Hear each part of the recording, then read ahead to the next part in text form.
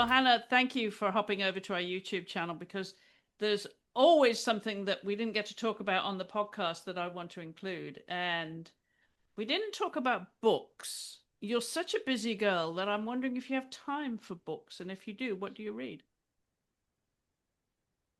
Ooh. So I just read the Rick Rubin um, book that's become like a manifesto for artists. It's amazing. That's where I got a Uh, lot of my favorite Rick Rubin quotes, like artists need to be selfish. And like when I read that, I was really like, oh, okay. Because I've always felt like I prioritize making things that I want to mm, wear, that I want on my table, that I personally want to live with on my walls.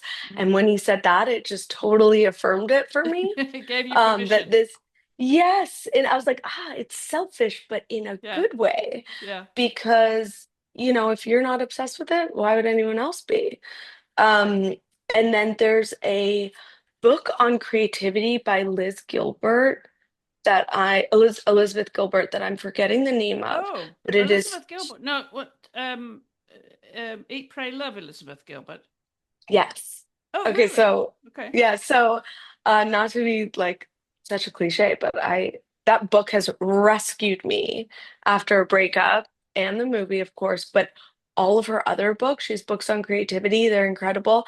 And then she has The Signature of All Things, which is just a very beautiful novel, and she has another one coming out in September. It's on my calendar. So I love her. She had this incredible quote that stuck with me, that's like something like creativity only owes you the transcendence of the experience, like not the result. So it just says like you want to dance with me, but Right, there's no right. guarantee that what you're gonna produce is Hmm. at all like worthwhile. All it is the experience of making. So there's a lot of like great ways that she frames the creative practice that I love. So I've read everything she's written. City of And then I Girls. Did you read City of Girls? um, amazing, Love that book. amazing, and Yeah. like the New York setting, um, like last century was it? Was it the Yeah, yes, 19th? yes, yes, Yeah, yes, yeah, yes. 20th century. yeah. Awesome. Hmm. Um, And then I love like business strategy, business psychology books like The Third Door by Alex Bonion. I hope I'm saying it right. Um I just finished, and just like it sounds, The Third Door, it's about like finding that workaround, like getting a million no's, getting rejected 100 times, but persevering and finding that hack that works for you. I love that stuff because so much of being an artist is being able to like just keep hacking away, keep grinding. It's absolutely true. You just, yeah, and each day is a new beginning in a way, because your creativity just is, it never stops, does it? I don't know about you, but I think we have this in common. That's like I have to produce something creatively at the end of the day, no matter what it is. It's a Yes. drive. It's a drive. Yes. And there's also just a level of satisfaction with Mm-hmm. putting anything out there, producing anything that, unless I'm creating something with my two hands, I don't feel that. Even if it's like shit, you know? Mm. Yeah, exactly. And the satisfaction is in the doing. It's not how people respond necessarily. You know, you Exactly. might only get 1.5 likes on it. And Right, right. And that happens. yeah, that does happen. And I also wanted to ask you about religion because you talked about the menorahs that you're making and beautiful, beautiful menorahs. And I'm Thank wondering you. how important religion is to you personally.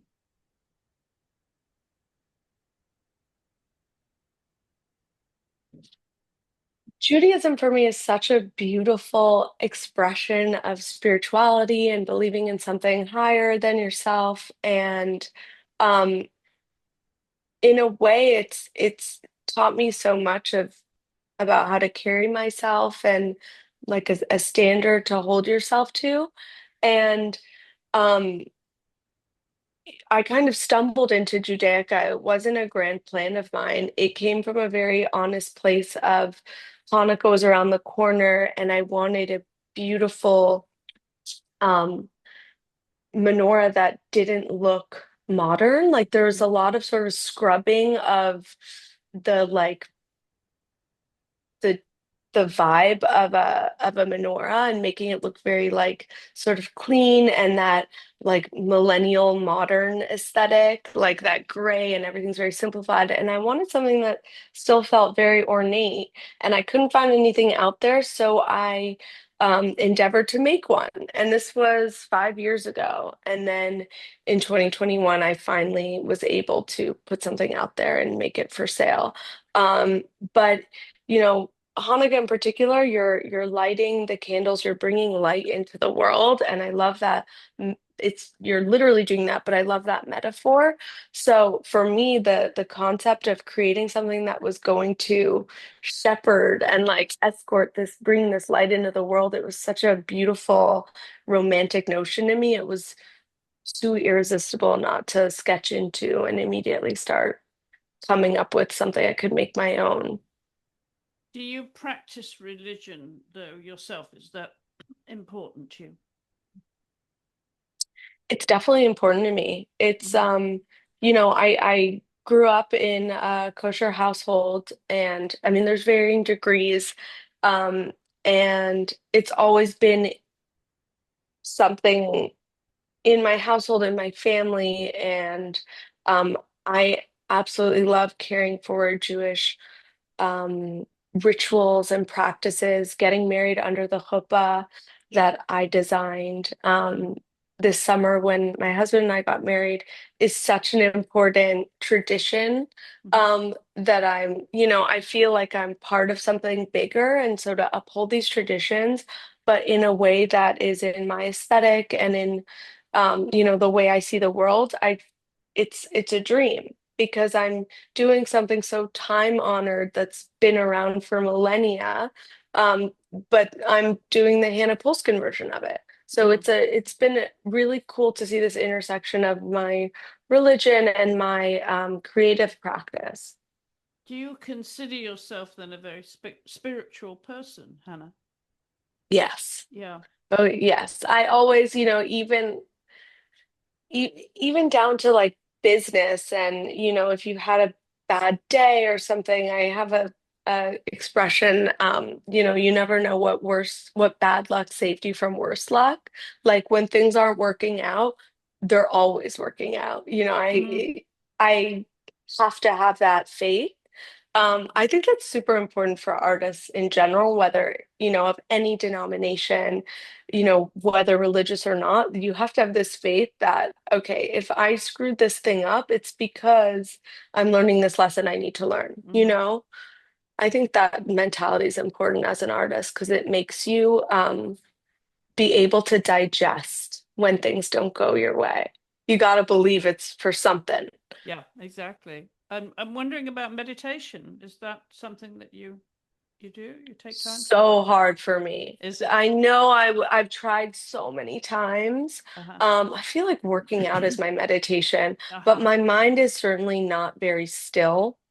Um, and I think the closest I get is when I'm painting, and my mind kind of goes fuzzy, blank. Um, that's a really nice feeling. I haven't been able to get there in a traditional aspect where you're just like sitting, breathing. One day. So at the end of the day, then, what's the most important thing to you when you turn the lights off and settle down for the night? Where is that satisfaction the most important aspect of your daily life now as an artist? Well, I'd be lying if I said when I lie down at night, I don't go through my to-do list for the next day. Um, but I do at the end of every day, I try to take a moment and feel I genuinely at the bottom of all of the noise, I feel Mhm. very lucky to be able to create. And I'm still just pinching myself that I get to make a living as an artist. It still feels like winning the lottery to me. And there's that bedrock feeling underneath it all that I can definitely tap into more at night when I'm, reflecting on the day. Mhm. It's just a feeling of gratitude that I get to make things because I'm someone who would always be doing it, whether it was, my profession or not. It's like, why do artists create? Because they have to. It's that Yeah, compulsion. yeah, Um, so to be able to get remunerated for this is, I don't think it'll ever get old. It's if you're an artist, that's yeah, that's a dream, yeah. yeah. It's in your So that, bloodstream. yeah. Well, that beautiful piece you've got behind you, and it speaks to, the size of your work. And um, I'm wondering, because you have big pieces and you're creating so much yourself, do you have the, the time or the capacity to be an art collector yourself? Do you collect other people's work? I don't have the square footage. I do collect um other people's works, and it's really nice because I have to be super selective because I'm so stingy with wall space dedicated not to my own, Mm-hmm. only because my home is a gallery for my work. It's my showcase. I have prospective collectors come in.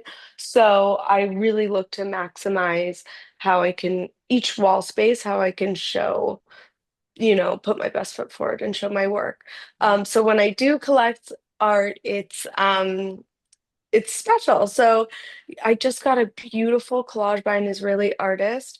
I'm blanking on her name. I just remember her Instagram handle is Eyes and Scissors, and she Okay. takes old magazines and books and layers images, and it's so so beautiful. I'll send you a photo after we wrap.